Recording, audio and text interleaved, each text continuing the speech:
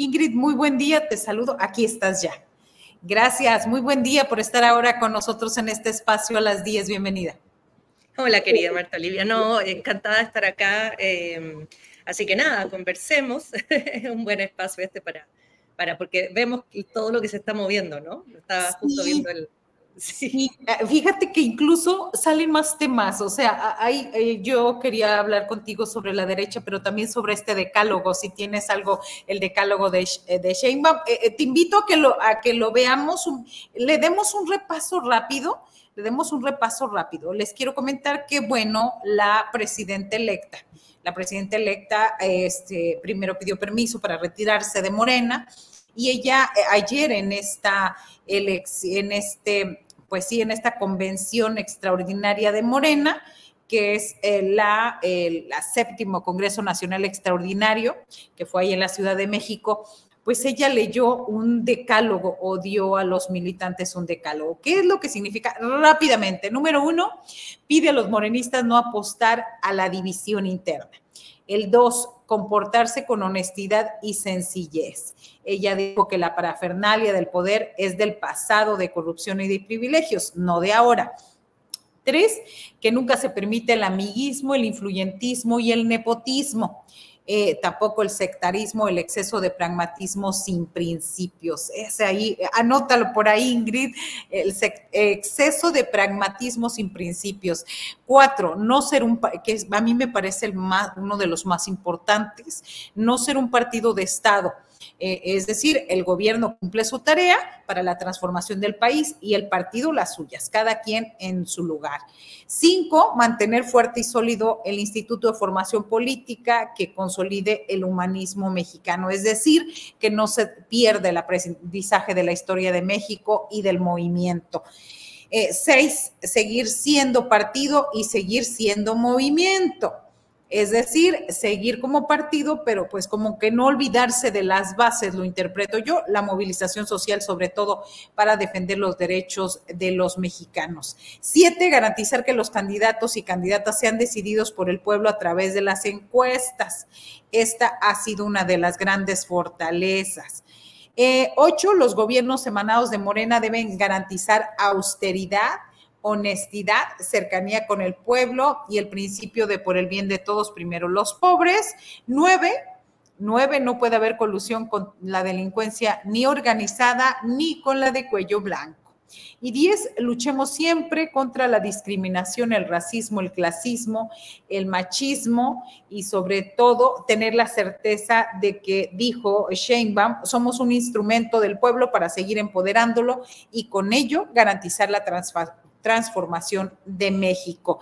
Primero, Ingrid, ¿qué te parecen este decálogo? ¿Cuál es el mensaje, además de todo lo que dijo, que lanza la presidenta electa? Mira, yo creo que es un decálogo como muy en la línea de lo que estaba trabajando el presidente López Obrador al momento de fundar el partido y el movimiento. Hay que recordar que son cosas como que sí, están engarzadas, pero son un poco diferentes, ¿no? Yo siento que, claro, es como seguir la misma línea de la austeridad, el no influyentismo, digamos, un poco el primero los pobres, que siempre ha sido el eslogan de este movimiento. Y de alguna manera es como reforzar, ¿no?, ciertos puntos que pudieran en algún momento sentirse algo extraviados, ¿no? Me llama la atención, obviamente lo de la austeridad es bastante clásico, ¿no? El nepotismo me llama la atención porque justamente estamos viendo ahí al hijo del presidente Andrés Manuel López Obrador meterse a Morena y ser elegido rápidamente. Igual Luisa María Alcalde, que también viene de una familia ahí, pero bueno.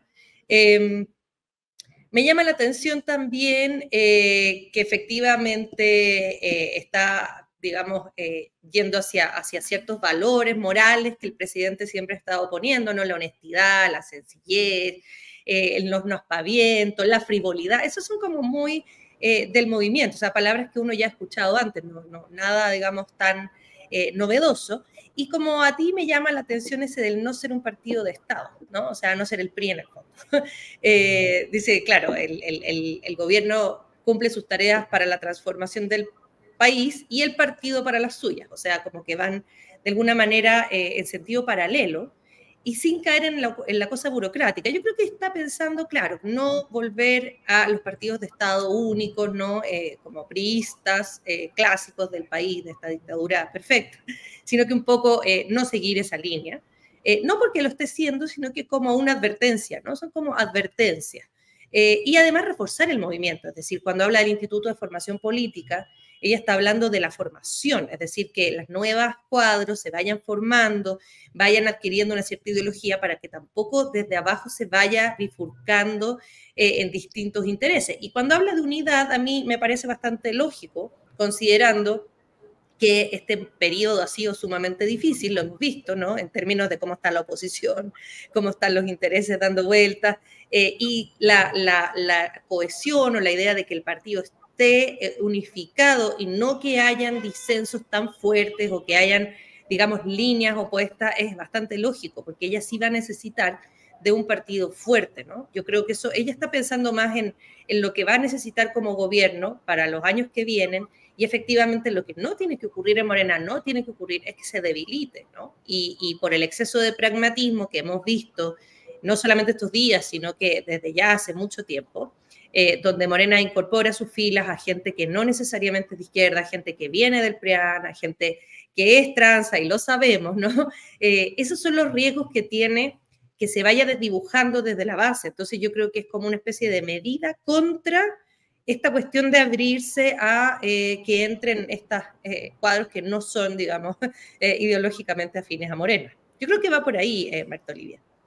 Sí, como analista política, abogada, doctora en literatura, Ingrid Ugelles, te quiero preguntar esta parte, es decir, es como un decálogo de buenas intenciones donde hay una cierta de contradicciones por ahí, o cómo se interpreta, ya me lo dijiste de alguna manera, pero porque sí, releyéndolo un poco ahorita que estabas diciendo, eso es lo primero que vemos, ¿no? Cuando habla del nepotismo, esto hablamos de alguna manera, ¿esta es la continuidad con cambio? ¿O el cambio sin continuidad? ¿O cómo? ¿Qué quedamos, doctora? Bueno, yo siento que efectivamente es como un decálogo de buenas intenciones, como un poco para marcar y trazar la línea por donde tienen que ir las cosas, ¿no?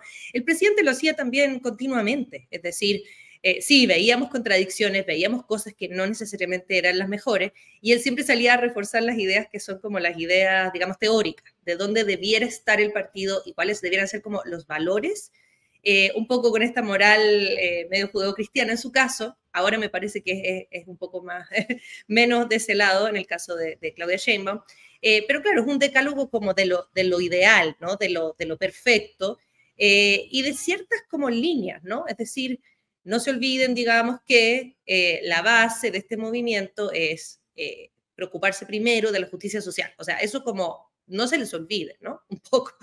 No se les olvide que estamos en contra de la corrupción, y eso de nuevo es poner la idea de que estos cuadros que ya están en Morena y que, porque yo siento que es como, son varios mensajes los que está dando la presidenta.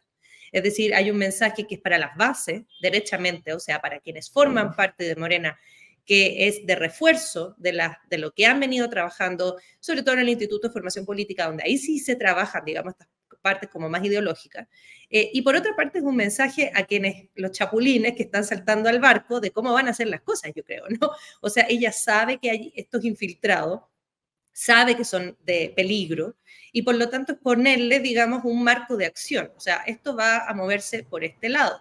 No vamos a estar nosotros favoreciendo a los empresarios, no vamos a hacer el PRI. O sea, eso me parece súper llamativo, como ella sí está, a diferencia del presidente, yo creo que no lo escuché nunca hablar de diferenciarse del PRI así con tanta claridad, digamos, no vamos a hacer un partido de Estado. O sea, ni piensen que va a ir por ahí la cosa.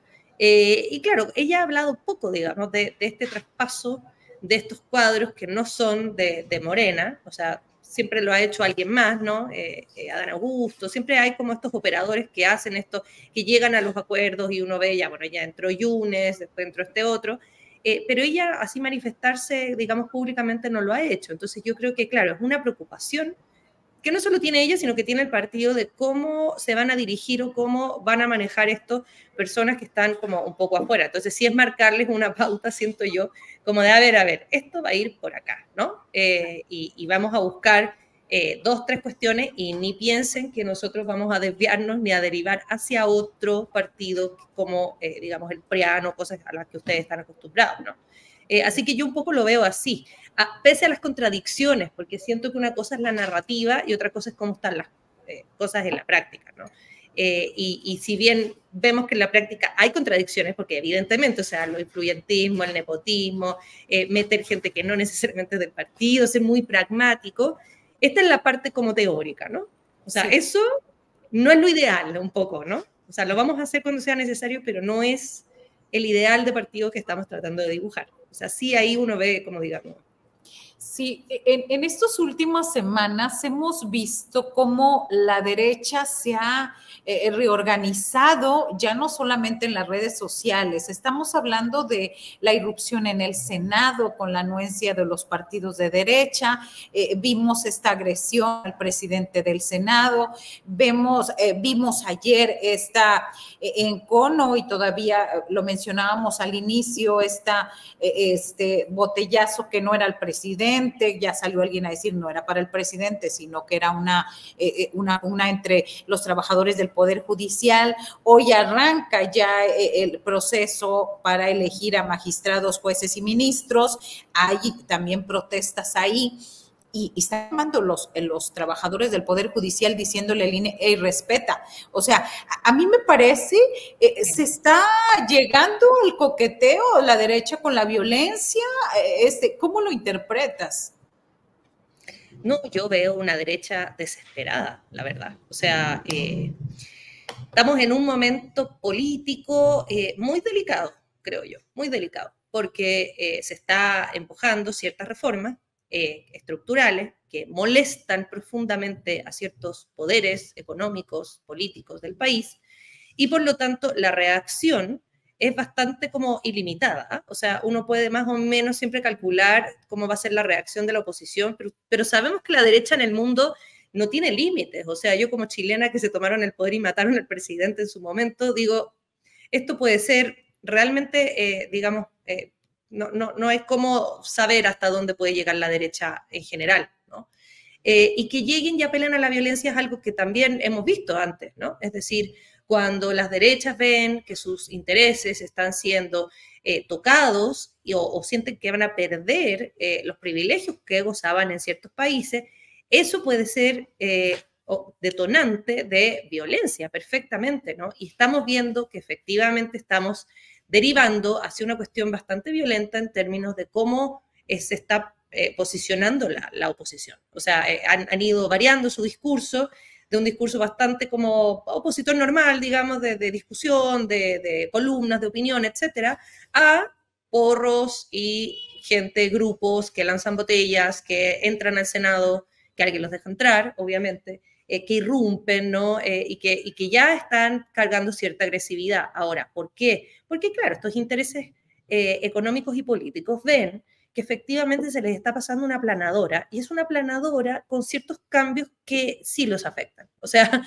más allá de que no es lo ideal para ellos que haya un gobierno, digamos, que está pensando en la justicia social, ya los cambios, las reformas constitucionales son cuestiones más estructurales. La reforma del Poder Judicial es un poco un bastión que ellos tenían, ¿no? Desde el Poder Judicial ellos tenían la posibilidad de frenar cualquier tipo de cambio, el que fuera, ¿no? Es decir, si se hacía una reforma minera, si se hacía una reforma, digamos, del maíz transgénico, se hacían reformas importantes en términos económicos, ellos siempre podían, desde el Poder Judicial, presentar sus amparos con sus amigos que tenían ahí para frenar y que no se les aplique, y etcétera, ¿no? O sea, era un mecanismo que ellos tenían. Ese mecanismo se les terminó. Y va a haber que, o sea, yo pienso, claro, ya no tienen el Poder Judicial, porque efectivamente esos amigos que tenían en el Poder Judicial van a ser cambiados por gente que va a ser elegida democráticamente, entonces ya no van a tener ese nivel de posicionamiento e influyentismo sobre el Poder Judicial. Ahora, ¿cómo lo van a hacer? Y lo interesante es que, claro, este es un periodo tan tenso porque no solamente estamos viendo el cambio, la transición del presidente Andrés Manuel López Obrador a Claudia Sheinbaum, que va a ser, digamos, igual es un cambio de presidente, aunque sea sedoso, aterciopelado, le llaman, ¿no?, la transición, o sea que no va a ser una transición dura, pero de todas formas es una transición que viene muy intensa porque viene con las reformas constitucionales. Y esas reformas constitucionales precisamente vienen o buscan allanar un poco el camino de la próxima presidenta para que ella ya pueda gobernar sin tantas trabas y sin tantas dificultades como le pasó al presidente Andrés Manuel López Obrador, que muchos lo tachamos ahí de tibio, porque efectivamente faltaron, ¿no?, ciertas reformas, pero había este amarre, ¿no?, el Poder Judicial o formas que tenía la oposición de frenar, de evitar, de no pagar impuestos, y ahí los amparos para no pagar impuestos, etcétera. Y ahora, claro, viene un periodo en que no solamente sacamos esa traba, o sea, les quitamos, digamos, a la oposición, los dejamos sin su mecanismo y su herramienta para frenar cosas, sino que además vienen las reformas, ¿no? Y claro, vienen las reformas que no les afectan mayormente, como la de la Guardia Nacional o la de los pueblos indígenas que estamos justo ahora viendo, pero viene después de la de la minería, ¿no? Viene la del maíz transgénico. Esas son reformas muy duras, porque efectivamente los intereses detrás de las mineras son tremendos. O sea, yo escuchaba a Daniela Pastrana que decía, ¿saben qué? Estamos investigando quiénes son los dueños de las mineras que hacen fracking y son las 4 riquezas más grandes de México en conjunto con las riquezas más importantes de todo Norteamérica. Entonces, estamos al frente con poderes que tienen mucho dinero, que tienen mucho, digamos, poder en distintas áreas, medios de comunicación, políticos, etcétera. Entonces, claro que vamos a ver reacciones un poco ilimitadas del otro lado. Perdón si me extendí. No, perfecto. Fíjate que justo esto, de pronto como que los conservadores se vuelven, entre comillas, democráticos. De pronto, o sea, estoy recordando que Ricardo Anaya regresa de un autoexilio en Estados Unidos de 3 años y ahora ya es por obra y magia del Partido Acción Nacional, es senador de la República. Él dijo en el País hace unos días que la oposición no está a la altura del momento histórico que estamos viviendo. De pronto es lavarse un poco la cara, es como salir con este tono de frescura para decir, créanme, ahora sí hablo en serio. ¿O qué te parece esta declaración? No, la oposición yo creo que efectivamente no está a la altura de las circunstancias, ¿eh? O sea, hemos visto de la discusión del Senado respecto a la reforma del Poder Judicial, que digamos que fue la gran batalla narrativa o de posicionamientos, cómo la oposición no tiene, digamos, contenido, ¿no? O sea, totalmente vacía de ideas, de proyectos, de líderes políticos, de todo.